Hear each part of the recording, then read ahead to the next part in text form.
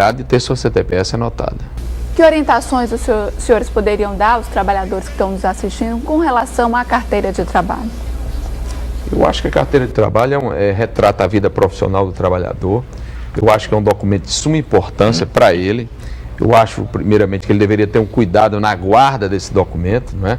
Esse documento vai possibilitar futuramente a aferição de suas contribuições, a aferição do seu passado profissional pelo órgão previdenciário, não é? Ele vai ter como apresentar, uma carta de apresentação na busca de um novo emprego.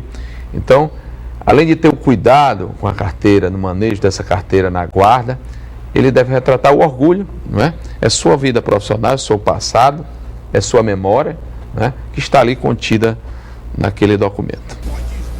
Teve alguma mudança com relação à aposentadoria e à carteira assinada? Em relação à matéria previdenciária, quase todo dia a Previdência muda alguma coisa em relação às aposentadorias. Mas a carteira de trabalho, ela serve para comprovar quanto tempo de serviço, quanto tempo, em tese, de contribuição aquele trabalhador teve. Então, o que é que acontece muitas vezes? Às vezes o empregador ele assina a carteira de trabalho, mas não faz os registros competentes no órgão previdenciário. Então, ele tem uma assinatura, vamos dizer assim, em tese, mas que não contribuiu para a Previdência. Então, nesse caso, o que é que pode acontecer? O trabalhador pode recorrer à Justiça, pedir o reconhecimento formal do vínculo empregatício e, de toda forma, pedir com que a empresa recolha a parcela previdenciária que vai resultar na aposentadoria dele. Hoje o governo federal tem um órgão de controle chamado CAGED, né? Cadastro Geral dos Empregados e Desempregados. Então ele acompanha dia a dia as contratações derivadas da formalização do contrato de emprego e as dispensas, né, promovidas pelos empregadores.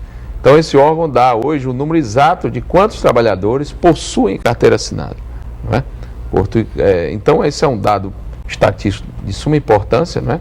Que vai permitir a implementação de políticas públicas pelo governo federal.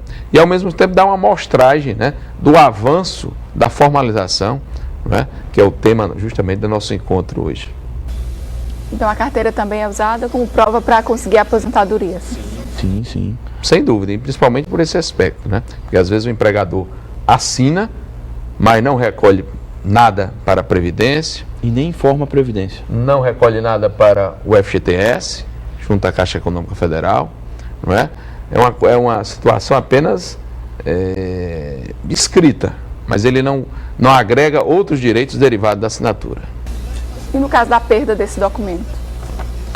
Inclusive eu perdi a minha carteira de trabalho, eu também como empregado de uma instituição de ensino superior aqui em Fortaleza, e procurei recentemente, vizinho ao Fórum Trabalhista, o Fórum Altran Nunes, e fui perguntar o que era necessário, né? Então eu tenho que levar o boletim de ocorrência que eu perdi e vou tirar uma segunda via da carteira. E eu perguntei, e as minhas anotações anteriores? Eles têm como a própria delegacia dar uma declaração e fazer as anotações. Desde que a empresa tenha formalizado, informado os órgãos previdenciários, né? Daí a importância da guarda, porque se ela não fez isso, ele não vai ter o instrumental para comprovar futuramente que houve o vínculo de emprego com aquela empresa em determinado lapso temporal, determinado período de tempo. Com relação à carteira assinada, a legislação brasileira, como é que ela está em relação às outras? Olha, a legislação brasileira, ela é, de certa forma, avançada em alguns pontos. Precisa avançar em outros. Hoje, com sistemas de informática, né, você consegue, se eu perdi minha carteira, se eu for na Superintendência Regional do Trabalho e Emprego, eu consigo saber dos meus vínculos de empregos passados, né? Em relação a isso, está acompanhando a tendência moderna, né? Não há tanta ultrapassagem em relação à carteira de trabalho em relação a outros países, não. Sua opinião? Não, menino, da mesma forma. O Brasil só teve um certo atraso em implementação de direitos, foi em relação aos domésticos. O doméstico brasileiro, realmente, inclusive o país vizinho aqui, nosso, Paraguai, era mais avançado em termos de reconhecimento de direitos domésticos e de formalização do contrato de emprego dos domésticos, que é o nosso país. Mas isso foi superado com a Constituição de 88, né? No mais, o Brasil acompanha toda a evolução, né, decorrente da informática, da implementação de novas tecnologias que dão esse suporte estatístico, né? O suporte, como é que conseguiu essas informações em relação aos antigos empregadores? Pelo CAGED, né?